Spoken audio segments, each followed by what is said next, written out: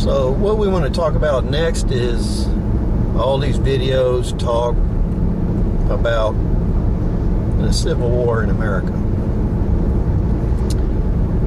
When people in general and in public, in these news medias, they think about Civil War, they think about two defined sides that are fighting each other. I think in modern history, that's the least likely type of Civil War. There's two more likely types of Civil War. And that one is where, in both instances, the government is trying to maintain stability against other players in the country. So what that looks like is, one example is you have a lot of unrest that is fueled by a multi-front organization, where you have loosely tied organizations that are working together against the government and the general populace.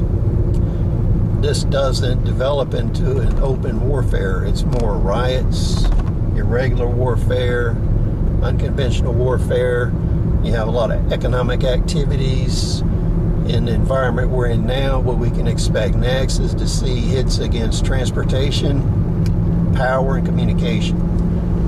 That's the next low-cost way that they could actually amp up their activities.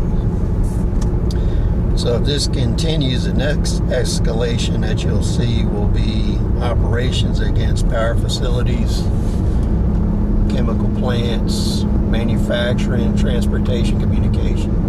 You've already seen some of that in attempts to block interstate highways. So that's a direct hit against transportation operations. The next type of Civil War you could see is where you have two well-defined fronts of multiple organizations that are fighting against each other. Neither one of them supports the government. So what happens is you have government that's trying to stabilize the situation against multi-fronts. This is the kind of stuff you saw in Northern Ireland, where you had two factions. You had the IRA on one side, and you had the Protestants on the other. And you had death squads and operations by both sides. And sometimes one side may be allied with the government temporarily, but not permanently. And I think the situation we're in today, I think we have enough different groups of various types in the United States where this is a type we're going to see. We're going to see a lot of irregular warfare, conflict between groups that do not support the government. So they'll have a revolutionary bent. Then you'll have additional actors that are involved that may support the government, may want to change the government, and you'll have a lot of foreign actors involved, either by supplying advisors, training, money, material, or active special operations personnel inside the country pulling operations.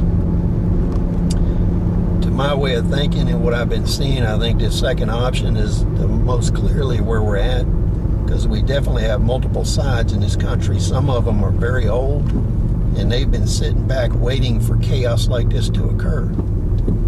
And in these situations, you never know who the winner is going to be, because when you have these broad fronts, once they take power or they control a territory or area, they kill off all the leadership in that group except for one cadre.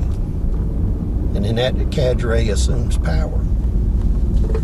And that's usually the most vicious and repressive members of any coalition. So if we continue on the path we're on, that's where we're going. So please rate, subscribe. We'll see you on the next video.